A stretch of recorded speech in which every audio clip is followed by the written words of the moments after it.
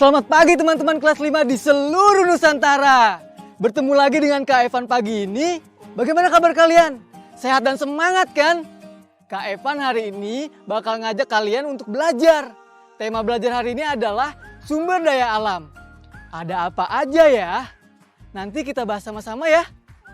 Tapi sebelum itu kita berdoa dulu menurut agama kalian masing-masing.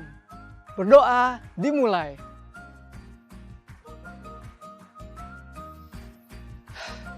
Siap teman-teman? Let's go!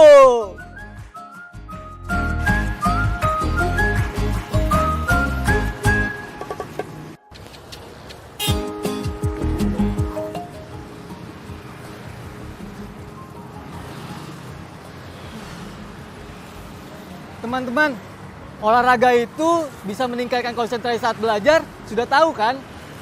Tapi sepertinya Kak Evan salah pilih rute deh. Jalanannya relatif ramai, penuh suara dan polusi udara. Tapi kalau di tempat sepi, pasti udaranya lebih sehat dan bersih.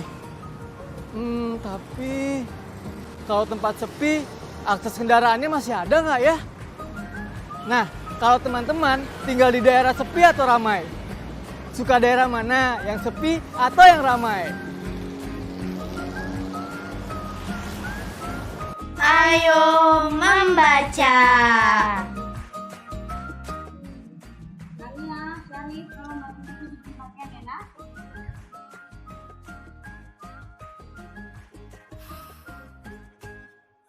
Ibu nyuci bajunya banyak banget. Iya bu, ini mataharinya habis loh. Ibu pakai buat jemur mulu. Ya nggak gitu juga dong sayang. Maksud ibu sinar matahari itu kalau misalnya dipakai-pakai terus gak akan habis? Betul, matahari itu salah satu sumber daya energi terbarukan. Artinya bisa diperbarui setiap waktu menurut proses yang terjadi di alam. Tuh denger deh, kamu tahu nggak energi yang terbarukan? Tahu kok. Gak paling nggak tahu. Apaan sih? Teman-teman, apakah kalian tahu apa itu energi terbarukan? Nah, sekarang Kak Evan akan jelaskan apa aja yang termasuk energi terbarukan. Pertama, ada energi surya. Energi ini dikumpulkan secara langsung dari cahaya matahari. Kelebihannya, ramah lingkungan dan tidak akan habis. Kelemahannya, kita perlu menambah panel matahari dan baterai.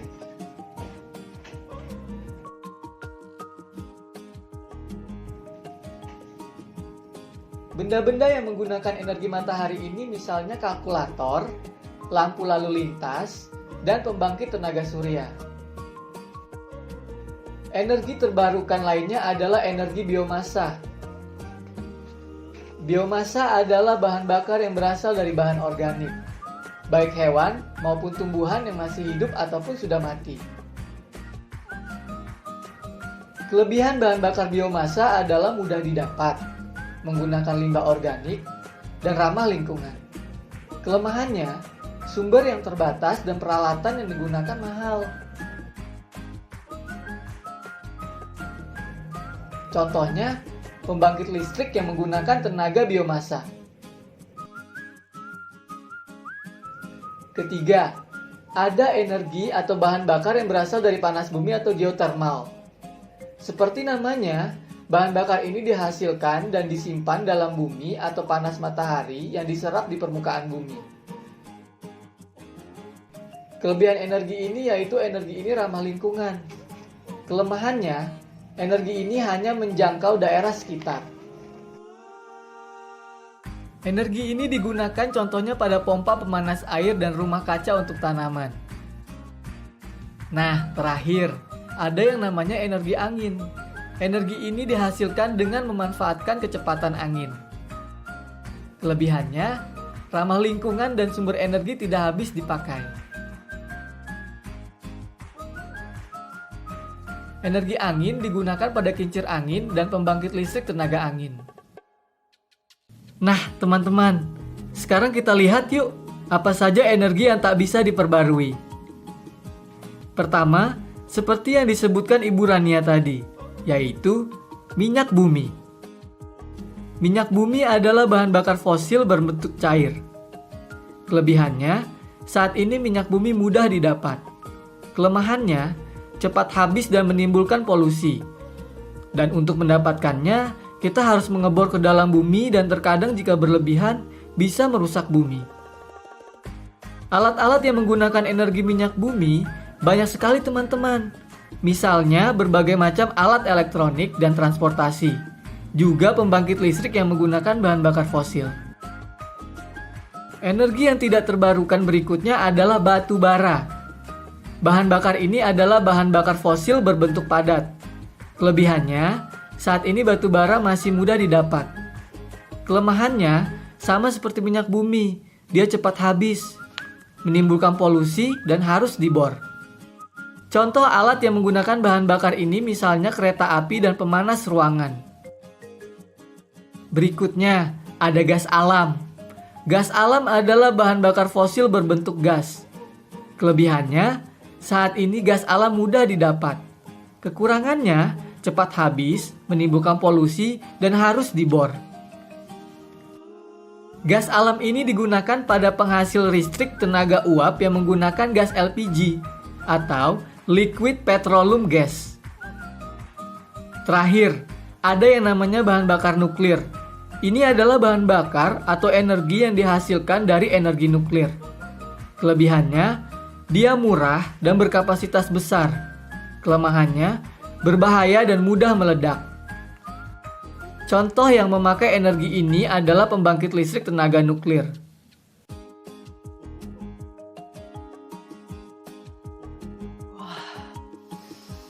Wah, di sini udaranya lebih segar dan lebih bersih ya. Sepi lagi.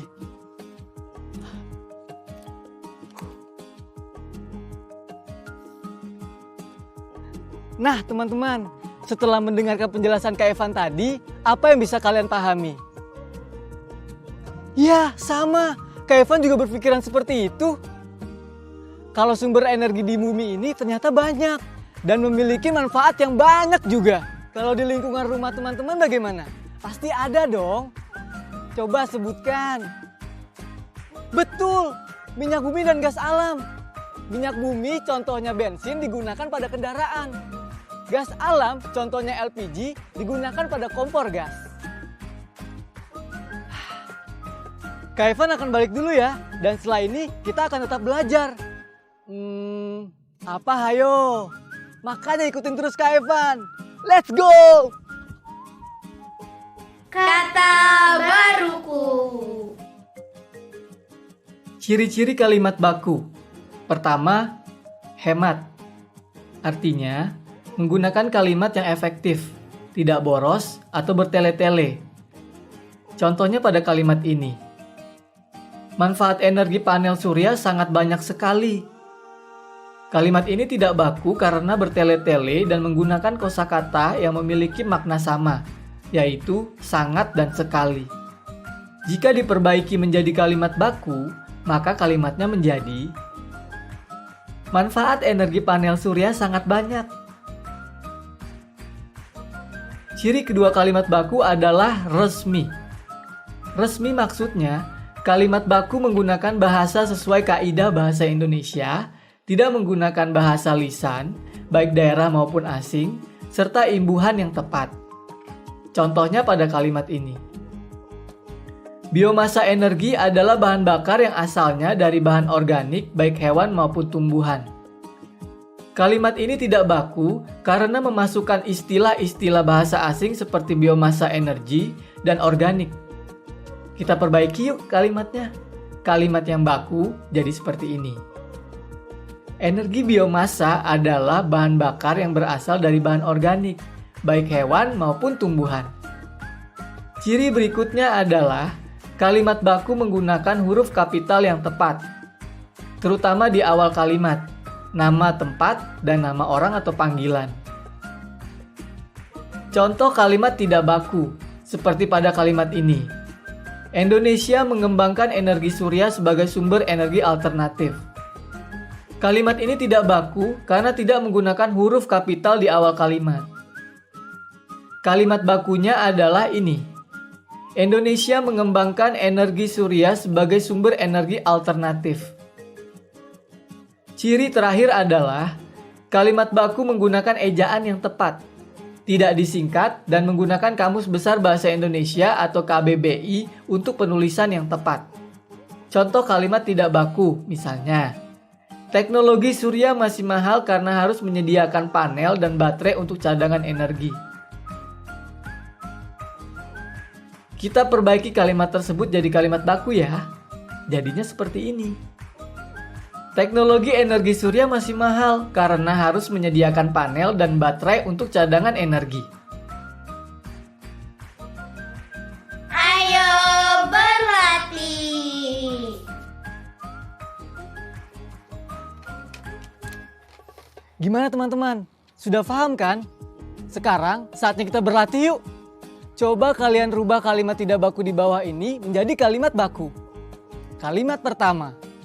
Salah satu kelebihan energi angin adalah sangat ramah lingkungan sekali. Coba perbaiki kalimatnya ya dan tulis di buku kerja kalian. Kak Evan tunggu.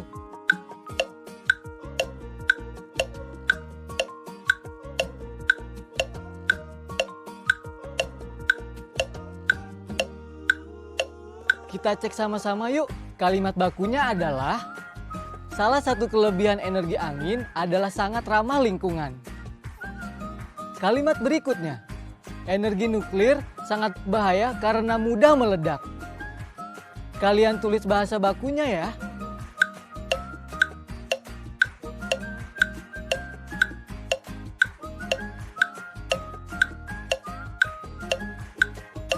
Sudah selesai? Kalimat baku yang tepat adalah energi nuklir sangat berbahaya karena mudah meledak. Sekarang soal terakhir ya, teman-teman, perbaiki kalimat ini. Penggunaan bahan bakar fosil perlu dikurangi, UTK kurangi dampak perubahan iklim. Silakan diperbaiki kalimatnya ya.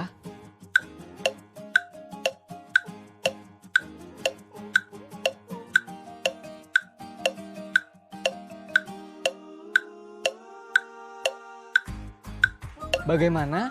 Sudah? Kalimat baku yang benar adalah penggunaan bahan bakar fosil perlu dikurangi untuk kurangi dampak perubahan iklim. Teman-teman, kalian harus selalu berlatih ya dan sering membaca Kamus Besar Bahasa Indonesia agar kalian paham tentang apa itu kata kalimat tidak baku dan kalimat baku. Setelah ini kita akan belajar ada deh, makanya ikuti terus Kak Evan.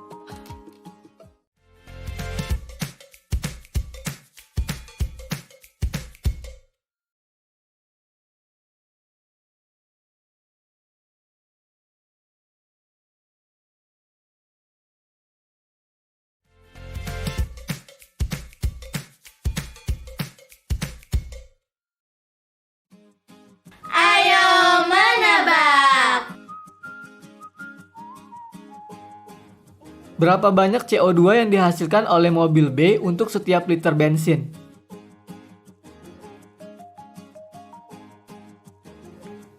Ya, betul. Jawabannya adalah 2.750 gram per liter. Mengapa demikian? Ya karena berat CO2 yang dihasilkan oleh mobil B berada di antara 2.500 dan 3.000 liter. Ayo menyimak. Tahukah teman-teman, minyak bumi yang diambil dari dalam bumi tidak dapat langsung digunakan untuk bahan bakar kendaraan? Minyak bumi yang baru diambil dari dalam bumi disebut dengan minyak mentah. Minyak mentah tersebut perlu diolah dengan cara dipanaskan pada suhu tinggi. Melalui proses ini, minyak bumi dipisahkan menjadi beberapa jenis dan siap digunakan untuk bahan bakar beberapa jenis kendaraan. Coba teman-teman perhatikan proses pengolahan minyak mentah berikut. Proses ini disebut dengan destilasi. Jadi, minyak mentah yang kita ambil dipanaskan di tungku dengan suhu 400 derajat Celcius. Kemudian diolah lagi pada bermacam-macam suhu, sehingga menghasilkan jenis yang berbeda-beda. Mulai dari gas alam, bensin, nafta dan kerosin, solar, bahan bakar kapal, pelumas, dan terakhir, residunya bisa menjadi parafin yang biasa digunakan dalam pembuatan lilin atau aspal.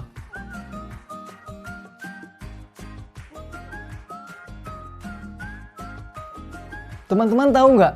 Dalam satu kali proses pengolahan minyak mentah, bahan bakar yang paling banyak dihasilkan adalah bensin. Dan dalam satu kali putaran pengolahan minyak mentah, sekitar 45% bahan bakar yang paling banyak dihasilkan adalah bensin. Tertinggi kedua adalah solar, yaitu 25%. Jadi, dalam pengolahan 1000 liter minyak mentah, bisakah kamu menghitung berapa bensin dan solar yang dihasilkan? Kita hitung sama-sama yuk. Bensin sama dengan 45% dari 1000 liter atau 45/100 dari 1000 liter sama dengan 45.000/100 liter sama dengan 450 liter. Jadi, dalam pengolahan 1000 liter minyak mentah, kira-kira dihasilkan 450 liter bensin. Sekarang, kita hitung yang solar yuk. Solar sama dengan 25% dari 1000 liter, sama dengan 25/100 dikali 1000 liter, sama dengan 25.000/100 liter, sama dengan 250 liter. Jadi, dalam pengolahan 1000 liter minyak mentah, kira-kira dihasilkan 250 liter solar. Begitu cara menghitung persentasinya ya teman-teman. Ayo mencoba. Sebuah perusahaan pembuat lilin membuat lilin dengan bahan dasar parafin. Lilin yang diproduksi perusahaan tersebut berukuran cukup besar. Sebuah lilin membutuhkan 2/5 kg parafin. Dapatkah kamu menghitung banyaknya lilin yang dapat dibuat dari 2 kg parafin? Nah, kalau diilustrasikan, kira-kira begini. Perhatikan baik-baik ya.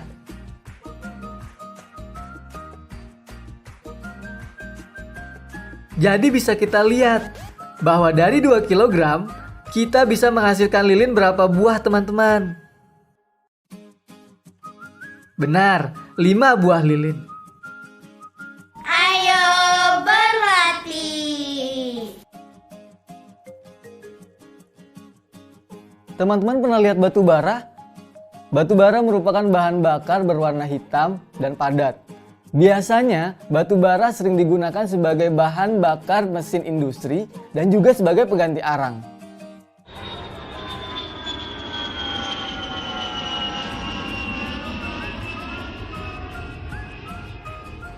Saat ini, briket batu bara sebagai pengganti arang kayu. Briket yang digunakan sebagai pengganti arang biasanya berukuran relatif kecil. Nah, itu sekilas informasi tentang batu bara. Kalian juga bisa minta bantuan orang tua atau wali kalian ya. Proyek kreatif minggu ini. Nah, kemarin kita sudah menyiapkan peralatan. Sekarang kita masukkan data dan informasi ke dalam infografis yang akan kita buat. Kalau Kak Evan sudah buat rencana seperti ini nih. Ini contohnya. Kalian bisa salin tabelnya dan mengisi kolom selanjutnya di buku kalian masing-masing. Sekarang Kak Evan akan mendesain. Kira-kira semua data dan gambar yang ada ini akan Kak Evan desain seperti apa ya?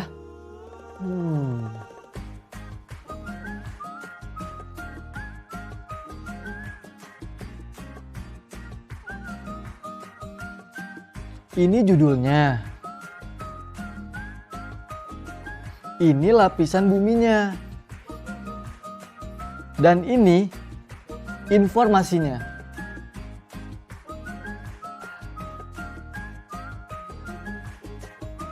Sepertinya Kak Evan sudah kebayang nih mau buat desain seperti apa. Kira-kira bayangan Kak Evan, infografisnya bakalan seperti ini nih.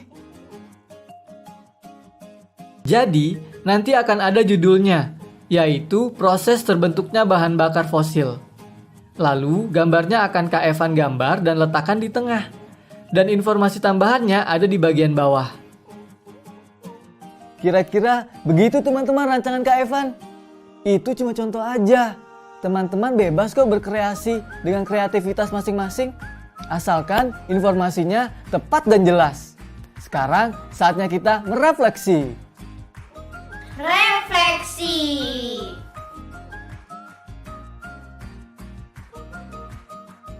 Hari ini kita sudah belajar banyak hal. Yang pertama kita belajar tentang apa itu energi tak terbarukan dan energi terbarukan.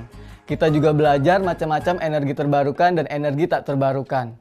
Lalu kita belajar tentang ciri-ciri kalimat baku dan kalimat tidak baku dan berlatih mengubah kalimat tidak baku menjadi kalimat baku. Kemudian kita berlatih menghitung persentase dalam sebuah cerita tentang bahan bakar. Dan kita juga belajar menghitung operasi pembagian pecahan. Wah, ternyata banyak juga yang kita pelajari ya. Tapi seru kan? Dan gimana perasaan kalian teman-teman? Senang? Biasa aja? Atau sedih karena bingung? Teman-teman gak perlu sedih dan bingung. Kalian juga masih bisa berlatih dan belajar loh. Tetap semangat ya. Dan jangan lupa terus berdoa. Kak Evan pamit. Dadah!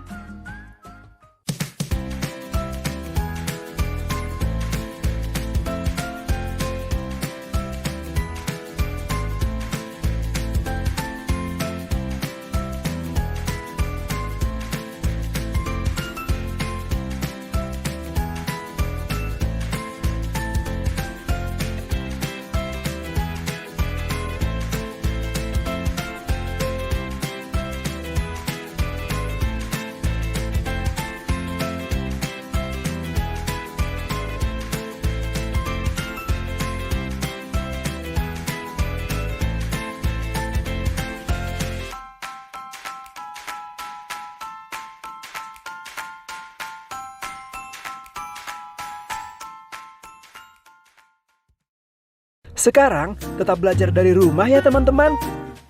Jaga jarak, rajin cuci tangan, dan pakai masker agar kita mencegah penyebaran COVID-19.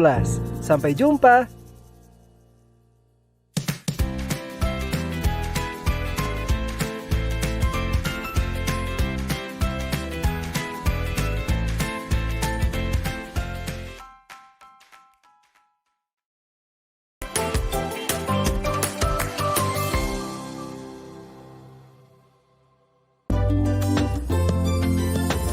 Sering-sering cuci tangan, gunakan sabun, pakai masker, menutup hidung mulut.